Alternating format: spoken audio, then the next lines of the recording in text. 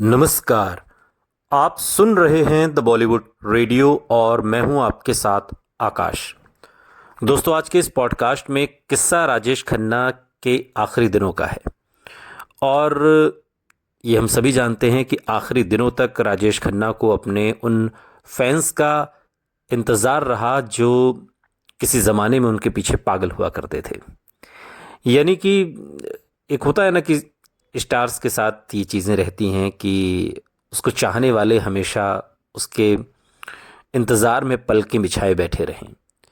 काका की ख्वाहिश थी कि जिस तरीके से फैंस का हुजूम 1969 से लेकर 72, 73, 74 या 80 तक, जिस तरीके से जब उनकी फिल्में लगातार सुपर डुपर हिट होती रहीं तो उनके आगे पीछे घूमा करता था, जहां जाते थे वहां उन्हें घेर लेता था।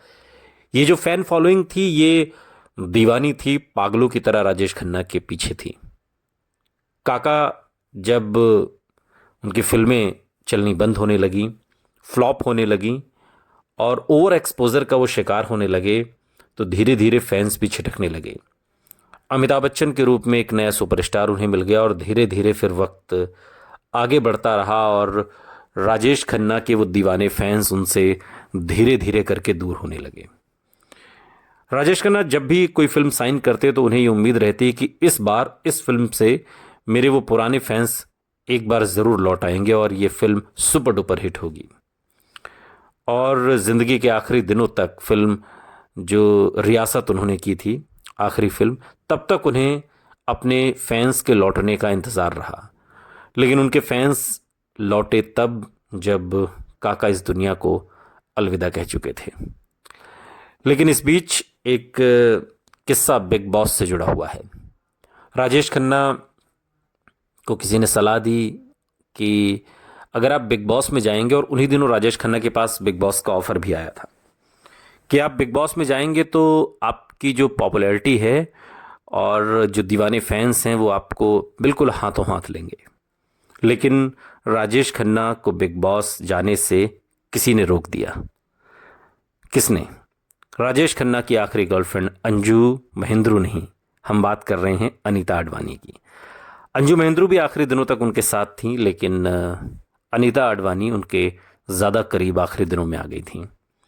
अब राजेश खन्ना बॉलीवुड के पहले सुपरस्टार थे और उन्होंने 1966 की फिल्म आखिरी खत से डेब्यू किया था। आनंद और आराधना जैसी फिल्मों से अपनी एक्टिंग का लोहा मनवाया, लेकिन ज़िंदगी के आखिरी पड़ाव में उनका स्टारडम कम हो गया। लोगों के मन में उन्हें लेकर कई निगेटिव बातें थीं और उन्हें जब बिग बॉस में शामिल होने का मौका मिला तो पहले तो उन्होंने मना किया और फिर आखिर में तैयार हो गए। अब दिवंगत सुपरस्टार राजेश खन्ना की गर्लफ्रेंड रहीं अनीता आडवाणी ने हाल ही में एक इंटरव्यू दिया और उस इंटरव्यू में उन्होंने बताया कि वो तब हैरान रह गई थी जब राजेश खन्ना ने बिग बॉस में शामिल होने की अपनी ख्वाहिश जताई थी। अनीता कहती हैं कि वो उन्हें बहुत मोटा अमाउंट दे रहे थे बिग बॉस वाले, और वो दिल्ली उन्हें मनाने के लिए भी गए और वो सोच रहे थे कि जाऊं या नहीं। एक रात उन्होंने कहा कि मुझे लगता है कि अगर मैं बिग बॉस गया तो मैं बेहतर इंसान बन जाऊंगा। मेरे बारे में जो मीडिया में तमाम नेगेटिव बातें सालों से फैलाई गई हैं, मैं उनका जवाब एक उचित प्लेटफॉर्म पर दे सकूं। और अनीता आडवाणी फिर कहती हैं कि मैंने उनसे तुरंत कहा क्या, और मुझे बड़ी हैरानी हुई, आप और बिग बॉस। अनीता आडवाणी ने फिर काका को बिग बॉस जाने से रोका। उन्होंने कहा कि आपकी ऐसी आभा और शख्सियत है, मुझे नहीं लगता कि आप उसमें फिट बैठोगे। अनीता ने फिर उन्हें शो के बारे में बताया कि कंटेस्टेंट को घर के काम भी करने पड़ते हैं, टॉयलेट साफ करना पड़ता है, खाना बनाना पड़ता है, बर्तन मांजने पड़ते हैं, साफ सफाई करनी पड़ती है, और लड़ाई झगड़े जो होते हैं वो तो है ही।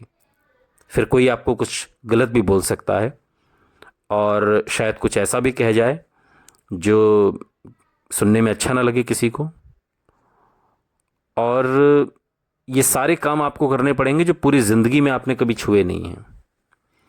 तो फिर वो बोली कि वहाँ पर बर्तन भी मजवाते हैं और आपको ऐसा, शायद आप ऐसा नहीं करेंगे क्योंकि आपने कभी किया नहीं है और आपको कोई ज़रूरत नहीं है।